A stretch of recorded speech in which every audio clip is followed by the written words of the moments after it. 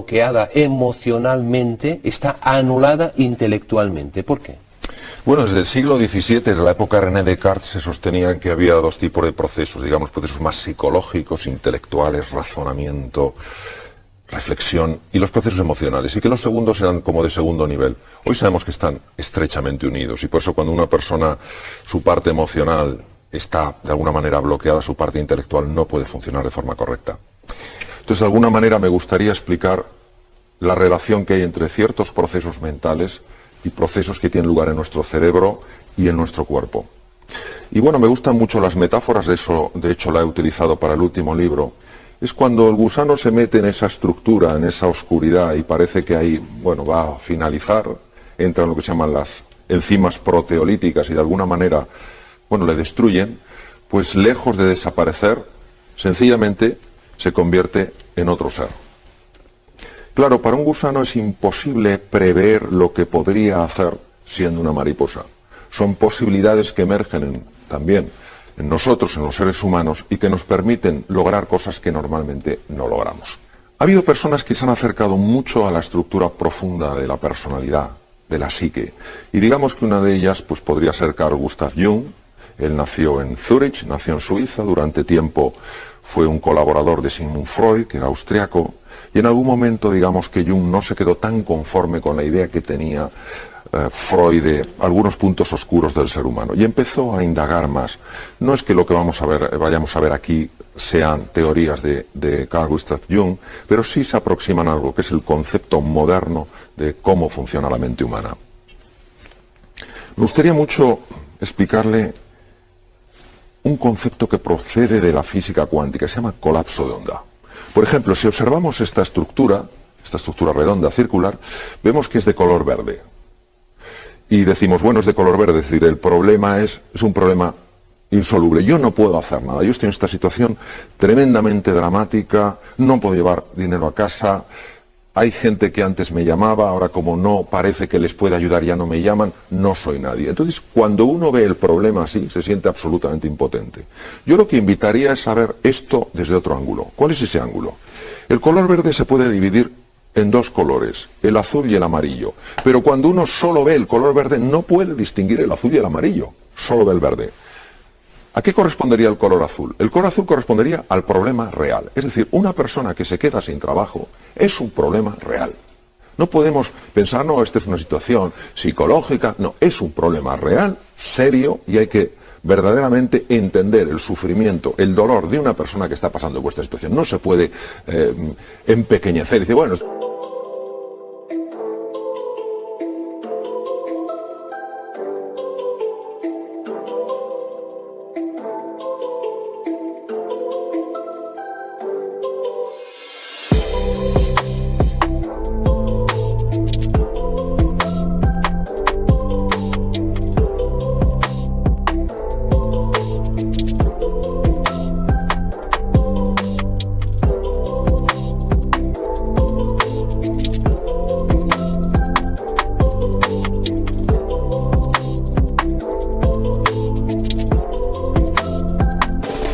una cosa que pienses en positivo, de que veas el aspecto... No, es un problema real. Ahora, frente a ese problema real, añadimos algo, que es muchas veces nuestra sensación de impotencia. Es decir, frente al color azul añadimos el color amarillo. Nos sentimos como insectos, como hormigas. Y eso configura esa nueva estructura que es de color verde. El problema real, si no eliminamos nuestra sensación de impotencia, se convertirá en un problema insoluble. Si conseguimos eliminar nuestra sensación de impotencia, se convertirá en un gran desafío, pero no es un problema insoluble. Todo lo que vamos a ver aquí tiene que ver con eso, cómo convertir esta sensación de impotencia en una sensación de acuerdo, el problema es real, el problema existe, es importante. Yo tengo estatura suficiente para hacerle frente. Yo puedo, yo soy capaz. ¿Hay realmente una base científica que sostenga esto? ¿O es solamente una idea más o menos agradable, más o menos ilusionante de que yo puedo, pero en el fondo no me lo creo? Por eso vamos a ver que sí que existe una base científica sólida para que realmente creamos en nosotros y en nuestro potencial para convertir problemas insolubles en desafíos. Algunas de las cosas que decía Darwin son muy interesantes. Y una era esta, no es la especie más fuerte la que sobrevive. A veces pensamos que en las situaciones de crisis, pues es la persona a la que vemos como referente. No, ya hemos visto enormes empresas que se han desplomado. Es la persona, la empresa, la sociedad que mejor se adapta. Fijémonos este lagarto, a saber lo que ocurrió en aquella época de la historia, donde hubo un proceso de crisis, una situación complejísima. Este animal, en lugar de desesperanzarse, algo hizo y se reinventó y consigue a una velocidad sorprendente andar sobre el agua. Aprovecha la tensión superficial del agua, la forma de sus patas y va corriendo. Algo insospechado. ¿Qué pasa en un ser humano cuando hace frente a la incertidumbre? Por ejemplo, esta es una fotografía del desierto de Arizona. El desierto de Arizona tiene peligros, tiene serpientes cascabel, muy grandes por cierto, tiene coyotes, son peligros, pero tiene otras cosas, tiene posibilidades, los cactus tienen unas tremendas utilidades, hay muchas cosas muy interesantes. ¿Qué nos pasa a los seres humanos cuando nos encontramos frente a un entorno nuevo, incierto? Nuestro mapa previo no nos sirve. Decimos, ¿qué hago aquí? Aquí es donde es fundamental que entendamos qué pasa en nuestro cerebro. Cuando un ser humano entra en la incertidumbre, la naturaleza le ha hecho un regalo. ¿En qué consiste ese regalo? Consiste en 4 cosas. Primero, aumenta su espíritu explorador. ¿Para qué? Para ir investigando la nueva tierra, si no, ¿cómo la va a conocer? En segundo lugar, aumenta su capacidad de atención. Si hay 100 datos de la realidad y normalmente captamos 4, empezamos a captar 40. Aumenta la capacidad de aprendizaje. ¿Por qué? Porque en la nueva tierra tenemos que cometer pocos errores. Y si cometemos errores, que no vamos a cometer, aprender rápidamente de ellos. Y aumenta la creatividad. Esto es debido a un cambio drástico en el funcionamiento cerebral.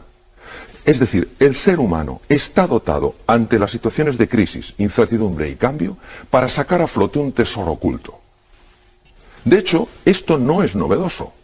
Nosotros procedemos de un ser pequeño, de pocas capacidades aparentemente, que apareció hace 2,5 millones de años en el este de África, se enfrentó a una época de sequía tremenda y fue evolucionando, se adaptó. Hace 1 millón de años, imaginemos el coraje y la audacia de estas personas. Cogieron troncos y llegaron desde el este de África hasta Australia, Java, China. Espectacular. Es decir, el ser humano se ha estado adaptando continuamente a lo largo de su historia a procesos de crisis, a procesos de cambio profundo. ¿Qué ocurre? ¿Qué ocurre en su cerebro? ¿De dónde sale este tesoro, esa fuerza para adaptarse? Lo primero que ocurre es un aumento muy importante en el riego sanguíneo de ciertas partes del cerebro, especialmente de la parte anterior, llamado lóbulo prefrontal. ¿Qué hace el lóbulo prefrontal? Los lóbulos prefrontales, ya que tenemos uno en cada hemisferio, los lóbulos prefrontales hacen precisamente eso. Nos ayudan a prestar más atención, a aprender más deprisa, a ser más creativos. Nos invitan a explorar. Hay una secreción de una sustancia llamada dopamina que invita a explorar. Además, esto es fundamental, porque yo cuando estudié medicina hace ya muchos años, recuerdo que me dijeron 2 cosas. Primero, que a los 7 años la personalidad ya estaba definida.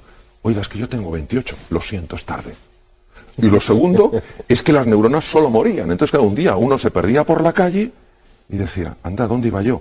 Pues otras 100.000 neuronas que han debido morir. Claro, esto era muy triste. Porque claro, a medida que ibas aumentando de edad, tus células nerviosas iban muriendo. Claro. Era con la información técnica de entonces. Con la actual, esto ha cambiado. Esto que vemos aquí es una...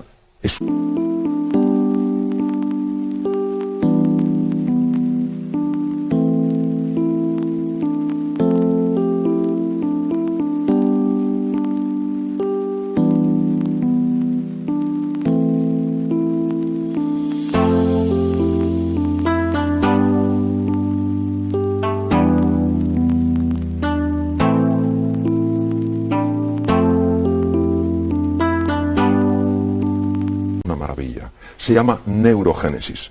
Células madre, células pluripotenciales, capaces de convertirse en cualquier cosa en las cavidades cerebrales, emigran a esta estructura llamada hipocampo y empiezan a convertirse en neuronas. Observemos, esta ya ha hecho una neurona apical, una dendrita apical, y empiezan a convertirse cada vez más en lo que son neuronas físicamente evidenciables. Esta estructura hipocampal, ¿para qué sirve? Sirve para aprender deprisa.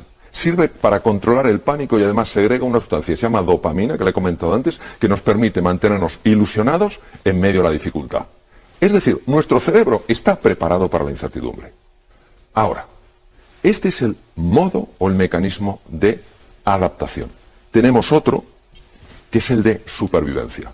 Frente a un tigre de Bengala, no tiene sentido empezar a ver si yo puedo negociar con el tigre. No tiene sentido empezar a buscar si hay 27 opciones. Empezar a analizar o a reflexionar. Hay que hacer otra cosa, porque si no, no sobrevivimos. En este caso ya no me interesa adaptarme, me interesa sobrevivir. Para sobrevivir tiene que producirse un cambio drástico en el funcionamiento del cerebro. Toda la corteza, esa parte arrugada, la razón por la que está arrugada es porque si no, no nos cabría en la cabeza el cerebro, extendido no nos cabría. Tiene que arrugarse para reducir su tamaño. Esa parte tan importante en el análisis, en la toma de decisiones, en la creatividad, no tiene sentido en la defensa contra un depredador. Pero sí tiene sentido una parte del cerebro mucho más profunda, que se llama sistema límbico, en griego limbo quiere decir anillo, como vemos aquí, y también quiere decir puerta a otra dimensión. Y especialmente una estructura en forma de almendra, viene del griego almendra, que se llama amígdala y que tenemos en los dos lados. En ese momento, ante el depredador, la corteza cerebral dice, yo no soy la que aquí tengo que gobernar el proceso. Amígdala, sube y controla el proceso. ¿Qué hace la amígdala? La amígdala entra en lo que se llama un modo de alarma y empieza a poner en marcha mecanismos ancestrales que me dan al menos opciones para hacer frente al tigre. Claro, ¿qué 3 opciones ha encontrado la naturaleza? Pues ha encontrado 3. Claro, yo ante un tigre no puedo tener 33 opciones, porque es que no sobrevivo. Son 3, ataque, huida o bloqueo. Pero claro, el ser humano atacando a un tigre, se han observado ataques a animales peligrosos cuando había un ser querido entre el animal peligroso y la persona, o la huida, o el bloqueo. Hace falta un cambio drástico en el funcionamiento de la musculatura. Yo no tengo ninguna opción frente a un tigre de Bengala. Yo no puedo correr a suficiente velocidad. Es curioso porque un amigo mío inglés me ha dicho hace poco, él viaja mucho a Australia, que ha visto en la televisión australiana que han detenido a un padre porque quería que su hijo fuera un gran nadador. Claro, el padre ha encontrado un sistema un poco peculiar para entrenar al hijo, le soltaba un caimán. Claro, el hijo usaba hasta las orejas para nadar. Claro, bien, al padre le interesaba más tener una medalla olímpica, aunque tuviera un hijo con un trauma de por vida, ¿no? Bien, es lo que a veces ocurre. ¿Qué pasa? Que tiene que ir mucha sangre a los músculos para que tengan una potencia brutal. ¿De dónde la sacan? Pues en primer lugar, de las partes del cerebro que no son imprescindibles. Claro, el cerebro lo vemos aquí, y el cerebro es una estructura pequeña en relación con el cuerpo, pesa el 2% del cuerpo, pero se lleva el 25% de la sangre. ¿Qué hace en su sabiduría al organismo? Dice, hay que llevar sangre a los músculos. Cerebro, todas las áreas que no son imprescindibles, negociación, creatividad, reflexión profunda, análisis, fuera. Pero no es suficiente la sangre que se lleva al cerebro, no. Tiene que llevarse a otras partes, donde se la lleva el tubo digestivo. Claro, no tiene sentido que a mí me vaya persiguiendo un tigre de Bengala, vea una piña y digo, ¡oh, qué pinta tiene esa piña! No tiene ningún sentido. Con lo cual, el tubo digestivo se queda sin sangre. También de otras partes, obviamente, todo el sistema reproductor, zonas que en ese momento no son imprescindibles para la vida. Es decir, este es un sistema fantástico. ¿Por qué? Porque lleva la sangre donde es necesaria, a los músculos, y la quita de donde no es imprescindible. Hasta aquí no hay ningún problema. ¿Dónde está el problema? El problema está en que los mecanismos de supervivencia activados por la amígdala no solo se activan ante la presencia del tigre, ante la presencia del depredador, se sabe perfectamente que se activan frente a la amenaza mental. Es decir, cuando una persona ha perdido su trabajo y se siente no querido porque ha podido trabajar extraordinariamente bien, esforzarse, no tiene ninguna culpa en lo que le ha pasado. Pero cuando esa persona empieza a sentirse aislada, ultrajada, abandonada, rechazada, sin darse cuenta está activando el mismo modo cerebral que ante el depredador. Empieza a ver que los demás le miran de otra manera, empieza a sentirse excluido, en parte se da cuenta, pero la mayor parte de estos procesos son inconscientes. ¿Qué pasa? Pues que igual que la amígdala era activada directamente por la visión del depredador, es un proceso de 80 milésimas de segundo, esquemas mentales que tenemos en el cerebro pueden activar la amígdala. ¿Cuáles son esos esquemas mentales? Se sabe que cuando una persona empieza a darle vueltas a una conversación negativa, me he quedado sin trabajo, ¿quién soy yo? Nadie. Ahora, ¿cómo voy a salir? De ninguna manera. ¿Quién va a contar conmigo? ¿Quién va a contar? Pues nadie, no va a contar nadie. Se sabe que ese tipo de conversaciones negativas, se ha estudiado con resonancia funcional magnética, empiezan a ocurrir en la zona prefrontal, la parte verde, justo encima del ojo derecho. Ahí tenemos las conversaciones negativas. Empezamos a darle vueltas y vueltas y vueltas a lo mismo. El problema es que la idea acaba convirtiéndose en un sentimiento porque si observamos la parte verde y la parte amarilla están muy cerca, este es el gran cíngulo anterior, y esto transmuta un pensamiento en un sentimiento. Ya no es que lo vea difícil, ahora es que me siento incapaz. Una vez que el cíngulo anterior se ha activado, activa directamente las amígdalas. Es decir, lo mismo que hacía el tigre. La diferencia es que ahora ha sido con un pensamiento que no paro de darle vueltas a lo mal que está, que no tengo salida, etcétera, etcétera. Quiero que seamos conscientes del increíble poder que tiene el pensamiento para afectar al cerebro. Una vez que las amígdalas se han activado, ya no estamos ante un modo de alarma de la amígdala, sino estamos secuestrados por la propia amígdala. La amígdala ha decidido ser la protagonista de nuestra obra, la protagonista de nuestra vida. Y no nos damos cuenta. La amígdala activa todo un sistema de alarma en el cuerpo, es una hormona que se llama CTH, el sistema de alarma se llama sistema nervioso simpático, el cual a su vez afecta a unas glándulas que están encima de los riñones llamadas suprarrenales, esta es una fotografía de las suprarrenales, con microscopía, y las suprarrenales empiezan a producir adrenalina, noradrenalina y cortisol. Es decir, cuando yo quedo envuelto en una conversación negativa, empiezo a cambiar la química de la sangre. No digo tener una emoción de tristeza, desesperanza, eso es ser humano. Es quedarme anclado. Tenemos emociones, pero vivimos en estados de ánimo. Cuando vivo en un estado de ánimo negativo, empiezo a llenar mi sangre sobre todo de cortisol. ¿Cuál es el efecto? Pues lo que hemos visto. Nuestro cerebro entra en modo de ataque, huida o bloqueo.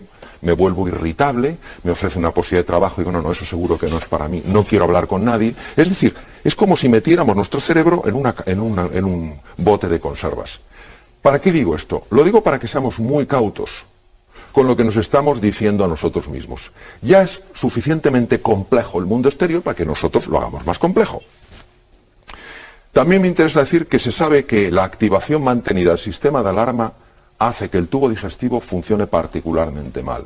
Colon irritable, reflujo gastroesofágico, afecta al sistema de defensa contra las bacterias, los virus, porque todos estos procesos de activación mantenida de secuestro amigdalino están deprivando de energía a un montón de sistemas del cuerpo que son necesarios. Es decir, que pararse y decir, tengo un problema real, pero yo tengo una estatura real, yo soy capaz, con ayuda puedo salir adelante, voy a pedir ayuda, voy a ser más proactivo. Tiene la capacidad de afectar físicamente al cuerpo. También a las células. Es curioso porque nunca hubiéramos supuesto que los estados emocionales afectaban la genética. Este es el núcleo de una célula. Recordemos que en el núcleo está el famoso ADN, donde están estos son Watson y Crick. Watson vive, Crick ya falleció, en su laboratorio en Inglaterra, descubrieron el ADN. El ADN está localizado en forma de rollitos dentro del cromosoma. Y el cromosoma observamos que tiene unos taponcitos de color anaranjado en la fotografía, en el dibujo, que se llaman telómeros. Los telómeros se van desgastando y el telómero, ¿por qué está ahí? Para evitar que las fibras de ADN se abran dentro del cromosoma. Es como si quitamos el aislante de un cable eléctrico. ¿Qué pasa si las fibras se abren? Que las personas vivimos menos. La telomerasa es esta sustancia, esta estructura molecular, esta enzima que repara como una araña. Su telaraña repara el telómero. Hoy sabemos que cuando nos dejamos invadir de forma sostenida, repito, sostenida, por estos sentimientos de desesperanza, de vergüenza, de incapacidad, las cifras de telomerasa bajan. Es decir, está mucho en juego. El problema es real. No podemos darnos por vencidos. Recordemos que muchas ideas que tenemos de nosotros mismos están basadas no en nuestra realidad, sino en definiciones que hemos hecho a nosotros mismos cuando éramos pequeñitos. Yo soy así. Yo no soy así.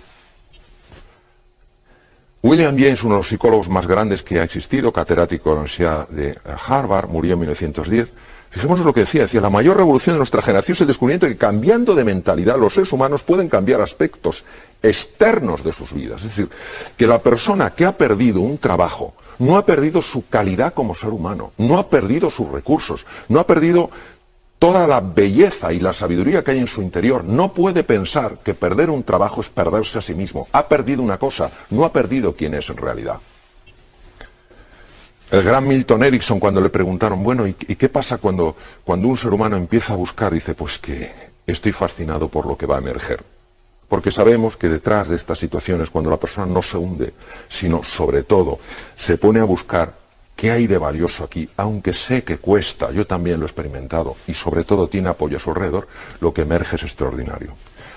Dos últimas slides. La primera es que a veces vivimos encerrados en una especie de cárceles, de castillos, de mazmorras, sin saber que hay otra posibilidad. Que las personas que lo están pasando especialmente mal en estos momentos, recuerden eso. Son extraordinarios, tengan o no trabajo. Son capaces, tengan o no trabajo. Hay un camino siempre. Y finalmente, esta para recordar que el ser humano libre no es aquel que actúa de acuerdo a sus emociones. Es aquel que decide actuar de una manera como él lo ha elegido, independientemente de cómo se sienta. Para mí eso es la libertad. El segundo punto que me gustaría enfatizar es hasta qué punto el ejercicio físico es importante. Hay una conexión enorme entre la práctica de ejercicio físico y el estado emocional de una persona. Se debe fundamentalmente a la liberación de una hormona llamada oxitocina. La oxitocina desconecta la amígdala a nivel cerebral. Entonces la persona empieza a tomar nueva perspectiva. Las personas que están pasándolo mal, o cuando lo pasemos mal, que lo vamos a pasar mal, lo hemos pasado mal y lo pasaremos mal en momento de nuestra vida, sepamos que el ejercicio físico no es un lujo, es una necesidad. No hablo solo de apuntarse a un gimnasio, hablo de moverse más, de dar paseos. En la depresión, que es unas cosas en las que se puede caer cuando un estado de ánimo es muy limitante, en la depresión se ha observado un crecimiento de los hipocampos, recordemos esos centros que nos ayudan a aprender, a tener alegría y a controlar el pánico, cuando se hace ejercicio físico. Es decir, hay que salir a hacer ejercicio físico. Tercer tema, hay que enfocarse en lo que uno quiere, no en evitar lo que uno teme. No le den más vueltas a de quién es la culpa, a por qué esto es así, qué he hecho yo para merecer. No hay una respuesta para eso. Eso es como una persona que diagnostican un tumor maligno y dice, yo soy una buena persona, ¿por qué me pasa a mí? No ayuda nada esa pregunta, por sensata y razonable que sea. No ayuda. Entonces, si eso no ayuda, ¿qué ayuda? Dejar de enfocarse en el problema y empezar a enfocarse en la oportunidad. Tenemos una parte, una estructura cerebral llamada sistema reticular activador ascendente, que cuando a una persona le interesa algo, empiezan a abrirse posibilidades. Yo estoy convencido, es mi opinión, estoy convencido que esa persona que hemos visto en el vídeo descubrió ese anuncio o ese comentario en televisión porque su mente ya estaba buscando. Si no, habrían dicho el mismo comentario y habría sido incapaz de captarlo. Y luego voy a decir una cosa que puede resultar un poco sorprendente. A pesar de la dificultad, hay que buscar formas, métodos, caminos para reírse. No reírse de la situación, no reírse de uno mismo, sino reírse por un efecto químico. La risa libera beta-endorfina. La beta-endorfina también desconecta la amígdala. Es decir, lo que interesa sencillamente es que cojamos perspectiva.